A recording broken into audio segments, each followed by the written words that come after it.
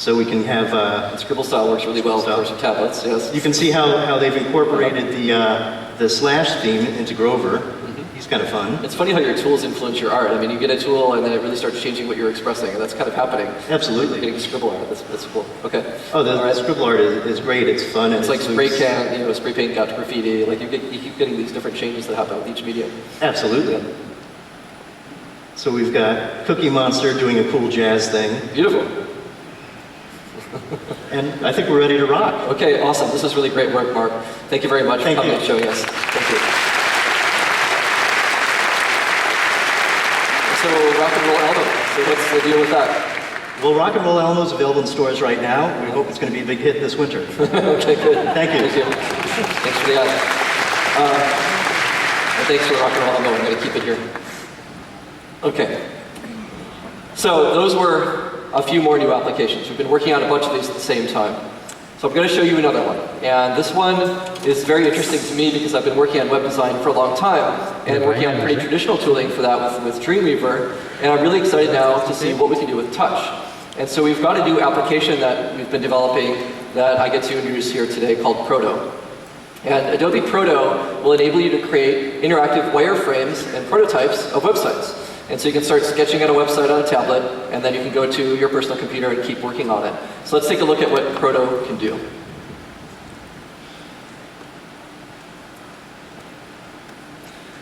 So here I'm in Proto, and you can see we've got the consistent UI across all of these applications. And I'm going to create a new prototype, and I'm going to use a design grid. You can change how big you'd like your grid to be in gutter space and things like that. I'll go with the default. And when you go into each of these applications, they will initially show you kind of some little hints about how the application works. And then when you click through, they go away and they don't come back again. We click through the other ones already. So I tap into that, and I've got this application working. And you can see I've got a gesture guide, so you can see that you can actually scribble things, and Proto will interpret your scribbles and turn them into objects. And so you can place things on the page, but a fun way to do this is actually drawing. So again, I'll use my little pen here to show you, but I can draw a div in the top of the document here. So there's a div, turns into a div. If I want to put some text up there, I can scribble some text. I get some more Ipsum. If I want to put a nav bar, I'm going to use 4 fingers. Watch this. Oh, okay. Come on, there's nav bar. Okay, all right. So, yeah. There's a lot of gestures. Once you start learning them, you can go really fast. So that's a nav bar, and then I might want to put an image over there, so I'll put an image. Here's how you can put things from the toolbar as well. You can place them using a bunch of different tools here. And I'm going to put an accordion menu here. And let me just draw that out like that. And then I'm going to go back to my little drawing thing, and I'm going to put a video player here. Just that. All right, video player. Okay, so there's a video player. I've got my nav thing. I'm going to make this bigger so it uses up the page. So in a few seconds, I've just mocked up a website, which is pretty amazing.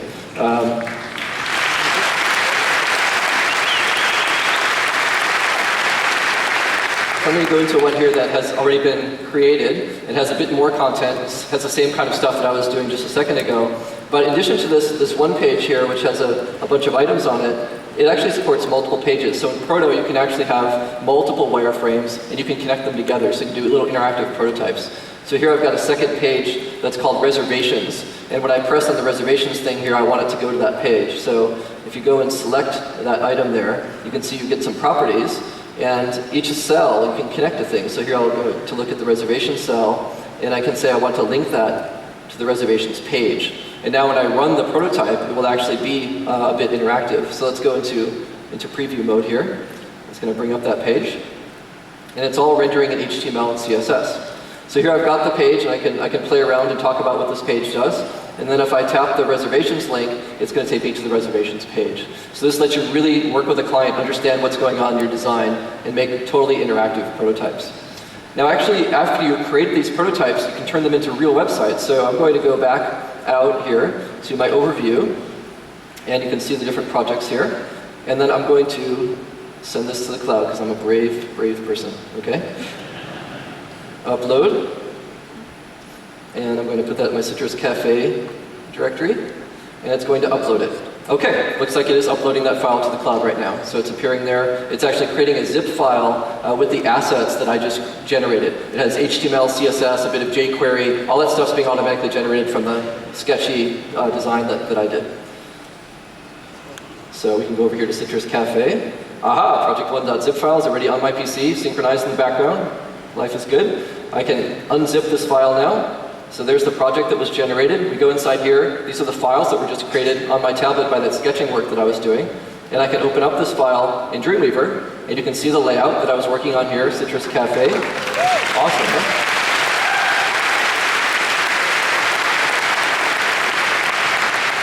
And of course I can skin that, and I've already got a CSS file I'm going to link to, and so you can see what you can do. Just by applying a little bit of CSS, you can start making the site really come to life. Amazing, amazing application. All right, so that is Proto.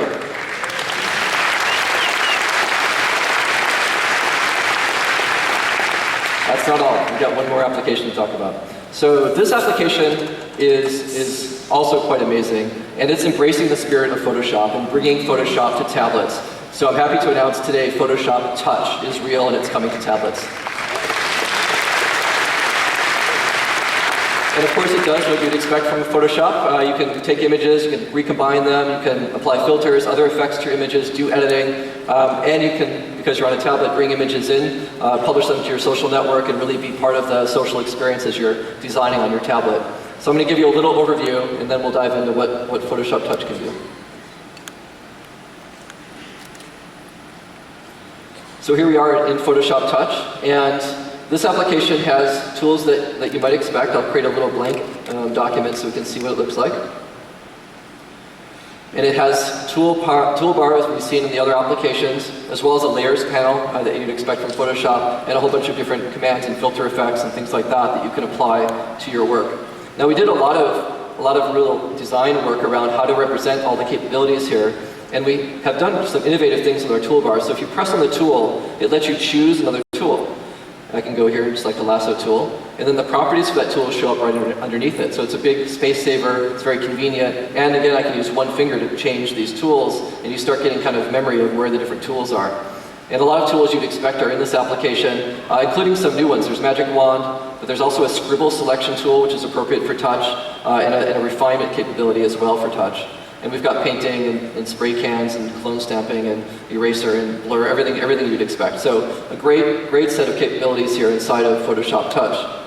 And some of the work that already is starting to happen is very interesting. If we look at some artwork here, these are a number of photos that were actually created by Chase Jarvis, who's been using Photoshop and a bunch of other software for a long time to really express himself artistically, not just with photos, but other pieces. And these are really energetic pieces. So if we look at this one, for example, we've got this guy who's composited, over a desert flying through the sky. That's some amazing stuff that you can do when you're putting things together. And we actually have Chase with us here today, so I'd like to invite out Chase Jarvis to give us a look at what he can do with Photoshop Touch.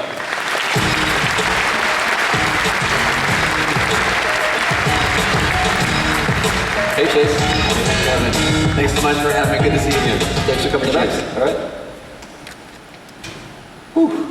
So I get to demo Photoshop Touch to you guys, and one of the things that I was trying to figure out is what would be a good image to show. I want to just build a quick little layered file, walk through some of the stuff that you were just illustrating. Okay. And I thought I'd do so featuring a soccer image. I'm a big soccer buff. It's the world sport, so I figured I couldn't go wrong. So what is all right? There we go, the world sport. So what I'm going to do is I'm going to grab a new image, and I'm going to do so. This is from the device, so I'm going to go here and grab a green screen image. This is an image I shot in the studio with a bunch of fancy stuff. I'm going to bring that into Photoshop Touch. So you had a guy jumping in front of a green screen. Yeah, with some fancy lighting and whatnot. Right. Now, you mentioned earlier the scribble tool, so I'm going to go down here and actually use that scribble tool, which I love the scribble tool. For the record, love the scribble tool. So I'm going to click on what I want to keep, and it's basically just with really rough gestures I get to draw right on the guy's body there. That's what I want to keep, and then I'm going to go over here with what I want to remove. And you can see how brutal I'm doing here. Just really, really rough. And voila, it's going to select, because the fine folks at Adobe Great Math.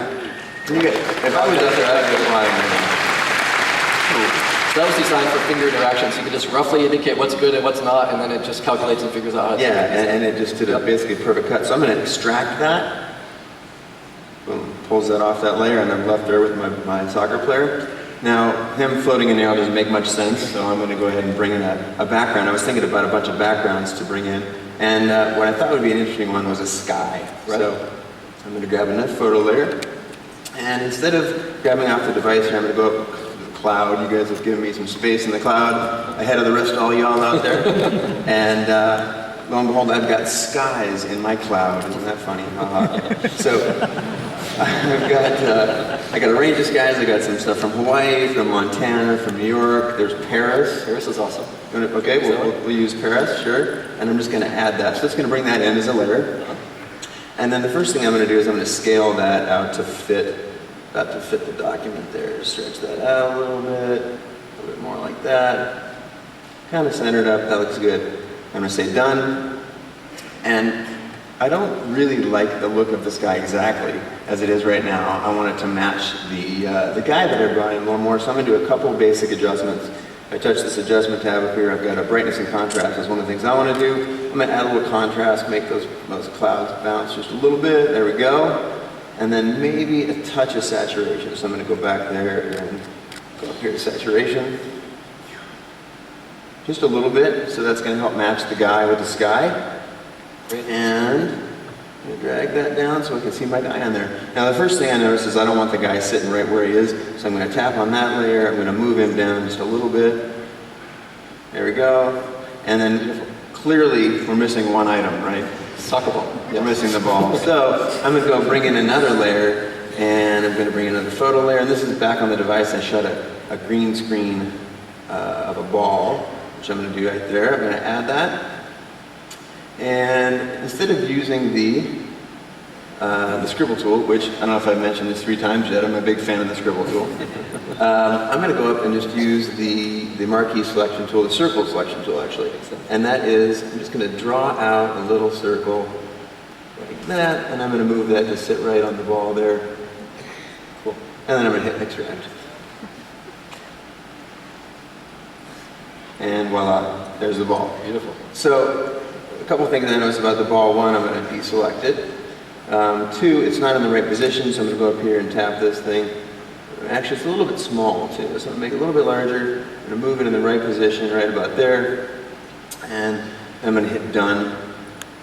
Looking pretty good now, I think. There's one thing that I want to do left, and that's another thing that's new to Photoshop Touch, which is selective brushing. So I'm going to go up here to the tool. I'm going to go down to my brush, and lo and behold, if I tap on this guy right here, you can see a range of effects that I can brush selectively in. So I'm going to dodge his jersey because there's some heavy shadows in there. Yep. If you go up there, you get to see the different modes. Up here, the brush, this is kind of exactly what you'd expect. I'm going to trim that down a little bit, and I kind of like the hardness about where it is. And then this gives me the range of what I'm doing. I'm going to put this all the way up to 100% so we can see it really, really active. I want to make sure we're on the right layer there. And then I'm just going to, with my finger, dodge, make his jersey a lot lighter. And you can see the number there. Voila. That's beautiful. So you can do dodging and burning and paint on effects wherever you want. Anyone. That's cool. I do like that. And that's new to Photoshop. That's unique to Photoshop Touch. It's not even in desktop Photoshop yet. I love that. So, of course, we're working on that. Now, before, my time here is limited, but Yeah. before I depart, I want to show you all something, what I think is really cool. And as photographers, when we get a lot of layers going, we get confused. We're easily confused. So it's nice to be able to show us what we've got. Because instead of a long list of things, we now get to... Really see the layers.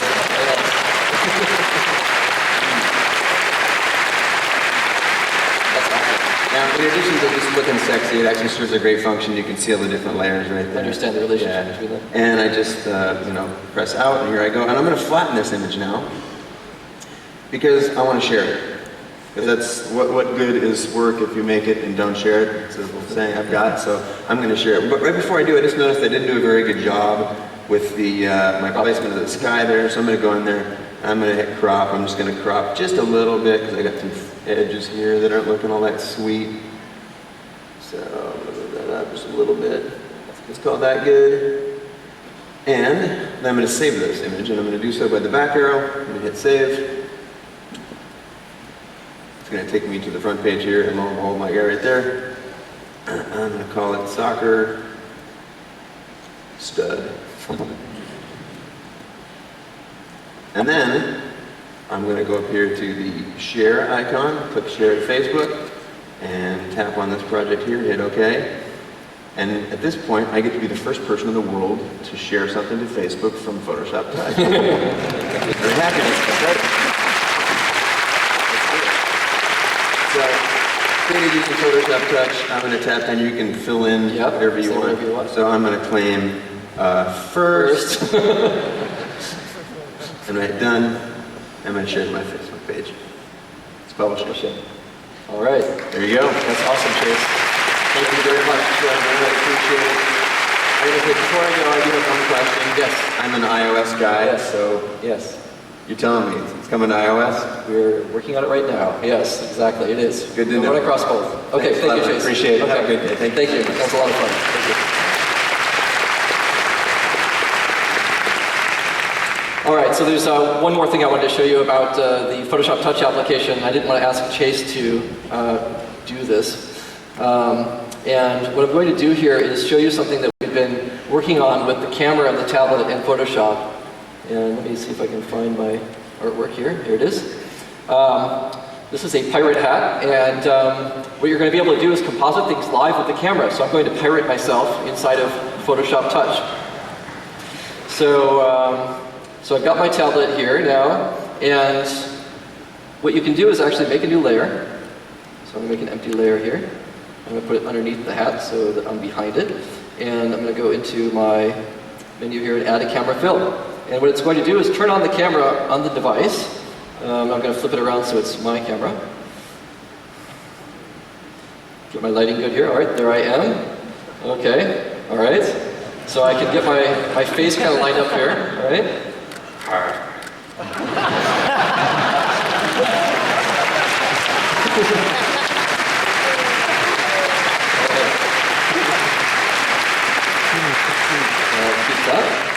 Now my hat's not exactly in the right spot, but I can go fix that. Put the hat right over here.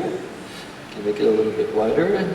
There we go. All right, so I've now pirated myself. And I can, of course, publish this on Facebook and make fun of myself online. So that's something you can do now. And so you can go out in the world, and if you see something that really wants to be added to your composition, you can bring it right in. And you can start clipping it right into the work that you're doing and overlay things in ways that you couldn't do before. So we're really pushing the edges of what is possible to do on these new devices in terms of interaction and capabilities that just didn't exist before, that we can now make all kinds of exciting new things happen with. So another area we've been working on in our work on these applications is making sure that they're pen ready. And I've been working here with a stylus that basically just acts like my finger. But we have been enabling these applications to work with real styluses. And we've been working in partnership with Samsung on a prototype device that, I'm going to save that, that enables you to actually use your pen. Let me make sure this is the right one. Nope. This is this one. Okay, so this tablet is a prototype device. We've been using it in development, and it's really enabling us to make sure that as styluses are coming to these tablets, you can start using them in your work. So let me create a blank project here. And what we're able to do is actually paint now with the stylus. And you can see when I hover over it, you can see where I'm about to draw before I draw. You can see a little circle there. And then when I start drawing, it paints. And also notice that it's pressure sensitive, so as I'm painting lightly, it does lightly. When I'm painting heavily, it does heavily. So I'm able to actually do the pressure sensitivity with the pen now that you couldn't do before.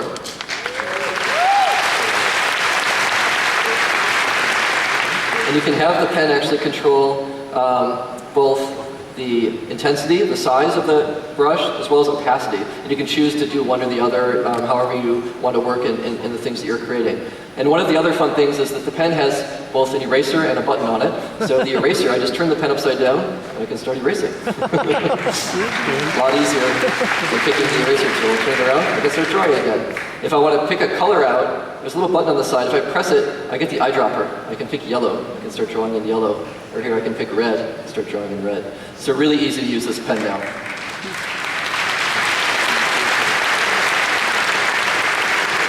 So you can actually see the prototype in Samsung's booth here at MAX. There's going to be tablets coming out with these types of pens, and we're already ready for them. Our applications are designed to take advantage of pens as they come out. So these are a bunch of applications. We've just gone on a rapid tour of many applications here. And these touch applications are amazing. It's been a lot of fun working on them, and we're really just getting started. You're going to see us continue enhancing these, as well as adding more touch-centric applications. And we have a little bit of a recap video for you if you've kind of forgot what the applications were, because there were so many. Let's take a look.